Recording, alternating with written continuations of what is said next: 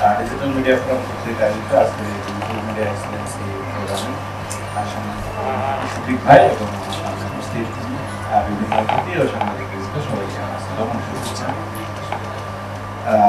Digital media ফোরামের প্রতিষ্ঠাকালীন সময় থেকে আমার কিছুটা ইনভলভমেন্ট ছিল, কিছুটা আলোচনার মধ্যে ছিলাম। বাংলাদেশে একটা বড় সংকট রয়েছে। আমি আসলে চাই শফিক ভাইকে মাঝে মাঝে ধরতে, কিন্তু সুযোগ পাই না। বিষয়টা হচ্ছে আমরা স্বীকার করি আর না করি, এটাই বাস্তবতা যে যখন বাংলাদেশে অনলাইন এবং ডিজিটাল মিডিয়ার অ্যাক্টিভিটি শুরু হয়, তখন আমাদের অভিভাবক তুল্য সিনিয়র সাংবাদিক যারা, তারা কিন্তু এই অনলাইনটাকে অ্যাভয়েড করে গেছে। তারা এখানে আসতে চান এবং বিভিন্ন হাউসে অনলাইন এবং ডিজিটালকে অশ্রুত মতো করে দেখা হয় বা হতো। এর ফলে যে একটা সংকট সৃষ্টি হলো, যে যাদের সাংবাদিকতার একাডেমিক জ্ঞান আছে, পুঁথিগত বিদ্যা আছে, অভিজ্ঞতা আছে, তারা এখানে না আসায় আমরা নতুনরা এই ডিজিটাল মিডিয়া দিয়েই কেরিয়ার শুরু করি।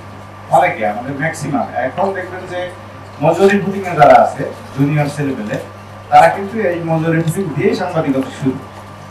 সো সিনিয়রদের কাছ থেকে যে সাংবাদিকতা শেখা, আমরা যখন সাংবাদিকতায় ট্রেনিং করেছি, তখন কিন্তু আমরা শিখেছি যে সাংবাদিক হওয়ার সবচেয়ে ভালো উপায় হচ্ছে একজন ভালো সাংবাদিকের সঙ্গে সময় কাটানো, ভালো সাংবাদিকের সঙ্গে থাকা। তার মানে হচ্ছে তার কাছ থেকে শেখা। তো আমাদের ডিজিটাল এবং অনলাইনে এই বড় সংকটটা রয়েছে। আমি আপনার কাছে অনুরোধ করব, এখানে অনেকে অনেক বিষয়ে কথা বলবেন, আমি এই একটি বিষয়ে গুরুত্ব দিতে চাই যে বাংলাদেশে ডিজিটাল এবং অনলাইন মিডিয়ায় এই যে অভিজ্ঞতার সংকট রয়েছে, প্রশিক্ষণের সংকট রয়েছে, এই প্রশিক্ষণের সংকট কাটিয়ে ওঠার জন্য সরকারি এবং বেসরকারি বিভিন্ন প্রতিষ্ঠান থেকে বিভিন্ন উদ্যোগ নেওয়া প্রয়োজন।